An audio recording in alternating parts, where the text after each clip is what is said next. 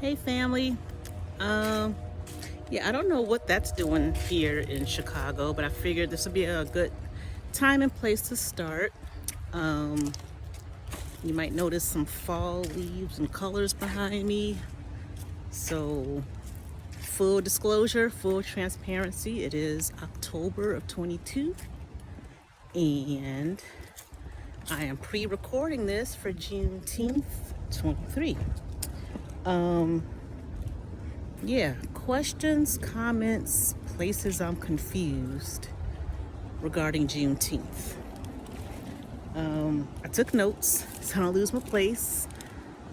Walking with the baby, it's a really nice day out in October. And I'm in a really quiet neighborhood, but everybody's coming home from work and walking dogs. So it's quiet, but it's actually busier than where I live because I don't know, it just is. So yeah, I might be distracted because it's really nice houses, really nice architecture. And I gotta keep my eyes and ears open for traffic and dogs. So yeah, and there's really nice Halloween decorations. You know, when people have big houses and then they decorate for the holidays and you gotta stop and look. So yeah, I'm gonna get distracted. But I got my notes, so I don't have to make 2, 3, 4, 5 videos. So yes, questions on Juneteenth. Now I know it's a new federal holiday. I'm gonna give them some slack. We gotta give them slack. It's a new federal holiday. It's only like, 3 years old. So, still trying to get your feet up under them and, get all the, I don't want to say get the kinks out because of the historical connotations, but, there's some stuff to flush out with Juneteenth. It's still very new. We'll give them that. So we got to go back to my origin story of Juneteenth. Because I'm not from Texas.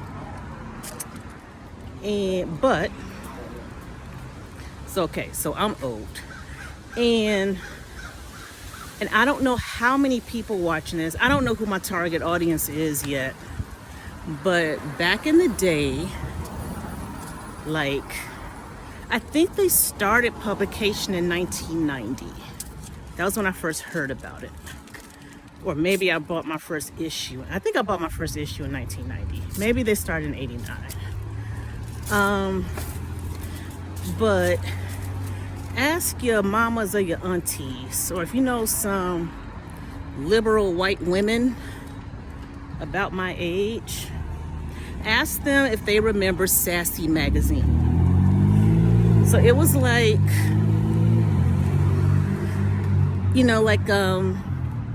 the same target audience as 17, but for smarter girls.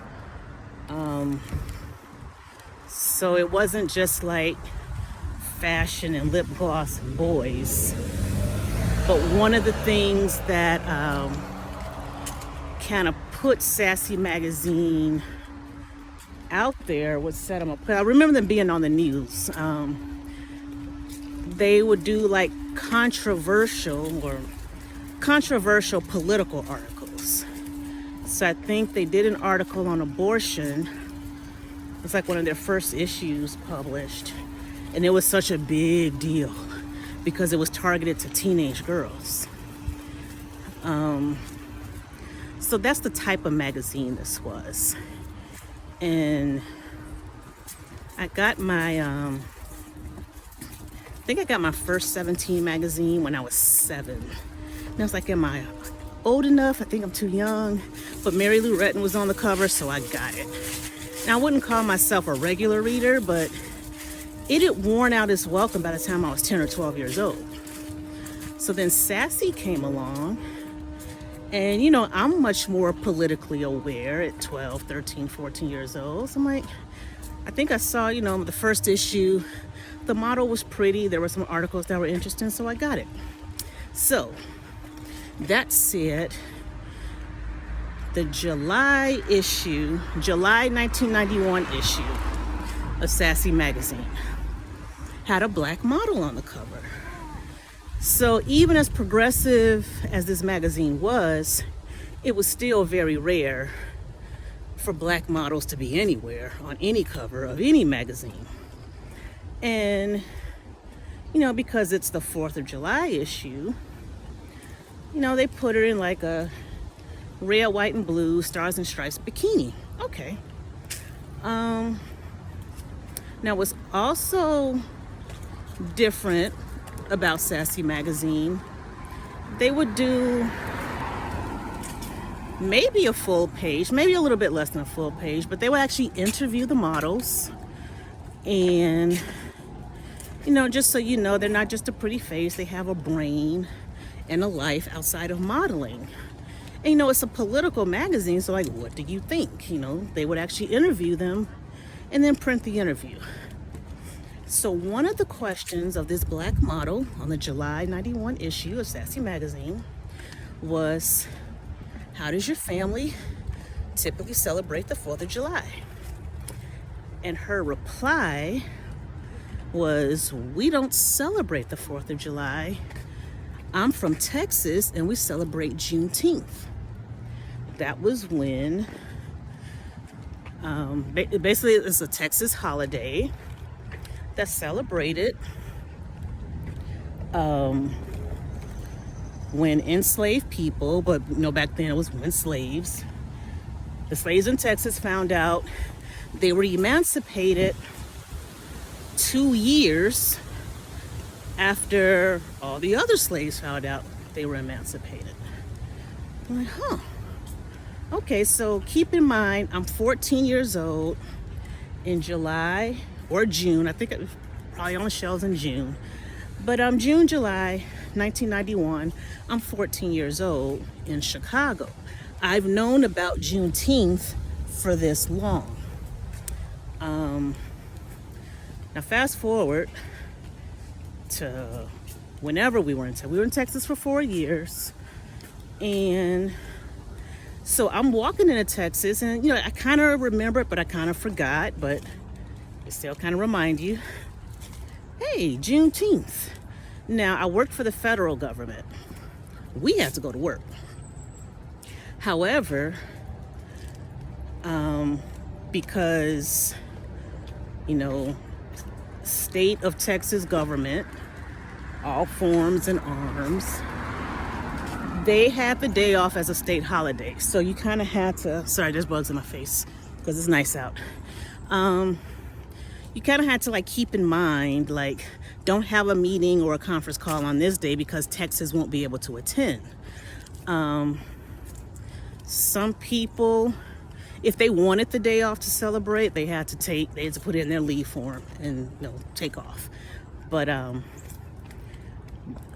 you know, unless you worked for the state of Texas, and I'm thinking maybe city employees, you know, like, of course, civil servants, cops still got to work.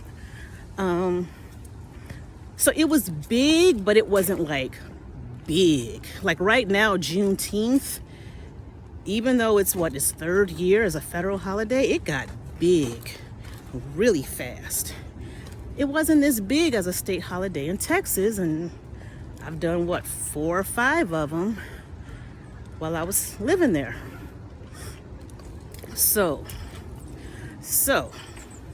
that said, back to what Miss Sassy Magazine and what I remember reading when I first learned about Juneteenth.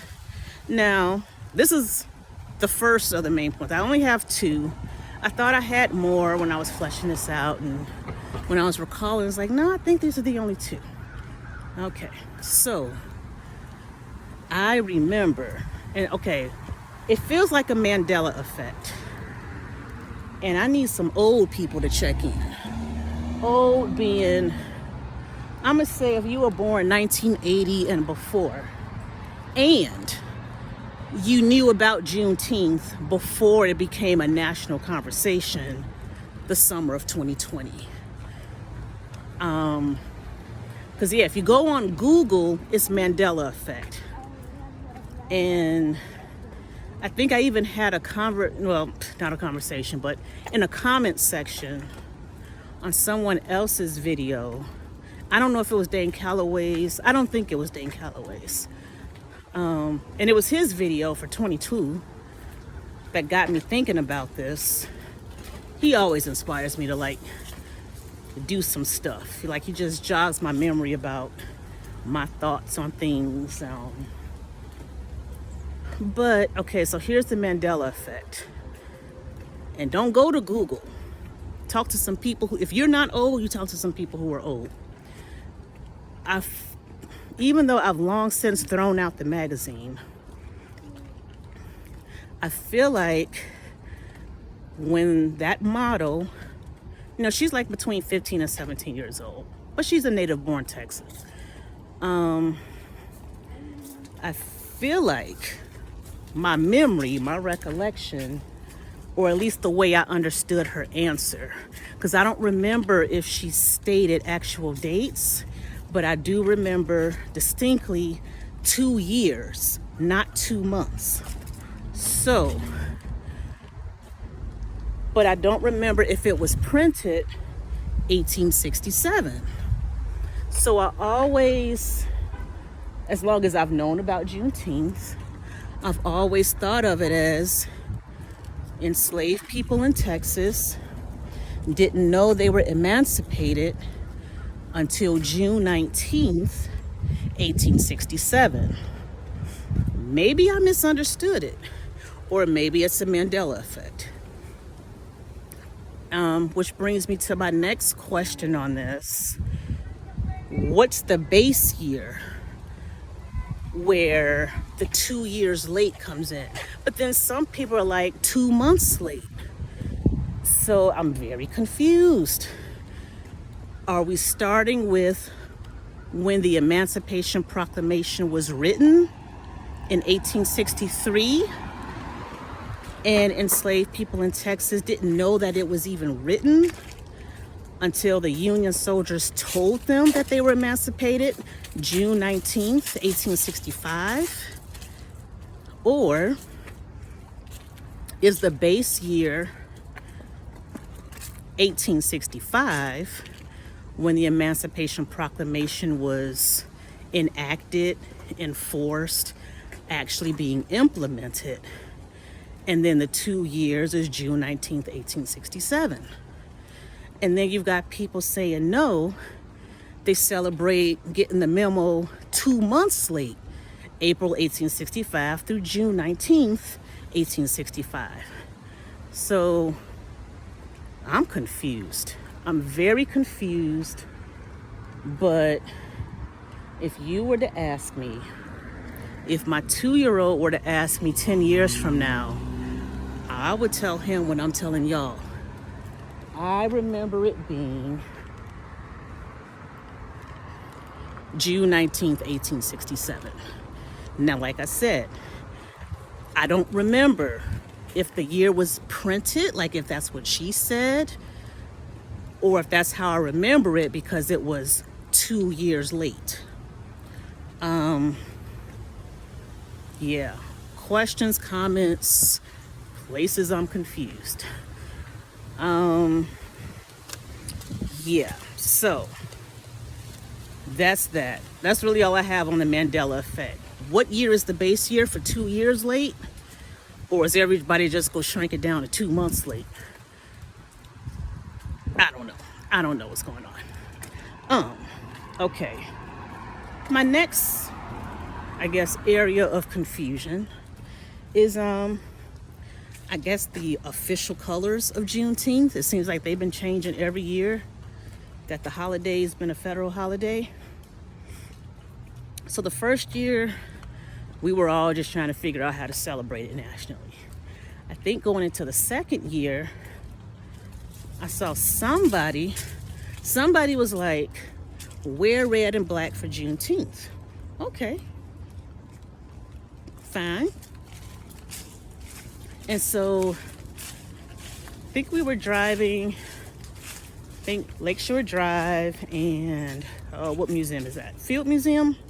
I think the Field Museum. You know, it's like they always have a U.S. flag.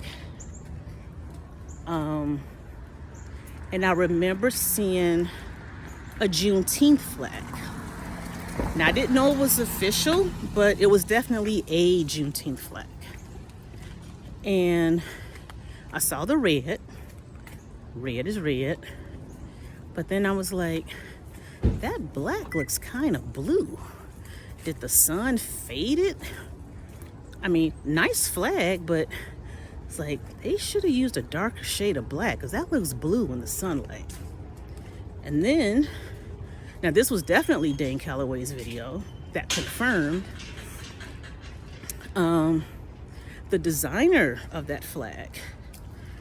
He said, no, the Juneteenth colors are red, white, and blue, just like the US flag, because at this point, now I don't know if he was coming from the we were enslaved from Africa aspect, or if we were always already here. But either way, I think, the quoting the quote, we've been here this long, we may as well use the same colors. Like, we're just as American as everybody else. So why wouldn't it be red, right, white, and blue? I'm like, oh, so I did see blue. It wasn't, they got the color match wrong. I really was looking at red and blue. So then I'm like, okay, so it's not red and black, it's red, white, and blue. But check it, and I know you all have seen this. Every Juneteenth cookout, because they do it big in Chicago. I don't know where you all are, but entire parking lots, people cooking. Here's another Texas pride, but it's on red. You always see the Pan-African colors, the quote-unquote Pan-African colors, the red, the black, the green, the gold, at all these Juneteenth parties and cookouts and celebrations. So if you're sort of paying attention, you could get really confused. What colors are the Juneteenth colors? Red and black, red, white, and blue, red, black, green, and gold. Which one is it? So yeah, it's not as, I know the colors probably isn't, bugs y'all, I'm sorry. Colors probably isn't as important as the dates that we're supposed to be reflecting on, but it is another point of confusion, at least for me, because I guarantee you're gonna see more RBG and gold flags with the black fist in the middle then you're gonna see the red, white, and blue. I guarantee that. So yeah, those are my thoughts on Juneteenth. Well, not my thoughts, but questions, comments, places I'm confused on Juneteenth. I feel like with the colors, I kind of get it. It is a brand new holiday, but with the dates, I feel a Mandela effect. Like they done rewrote the dates. Because I've never heard anyone refer to 1863 as a base year for anything, except here's when it was drafted. But the country was still in the middle of a war. So why would you mark that as a base year for anything? And people were still losing daddies, brothers, husbands, cousins, sons. Why would that be the base year of anything to celebrate? So, yeah. Send me your thoughts, or be nice. Mama ain't got time for trolls. Yeah. Let me know what you think, what you've heard. Google is not going to back up my Mandela effect. You got to talk to some people who are old and let me know. He's 2 now. Still don't like to be still. Take care, everybody, and I'll see you on the next one.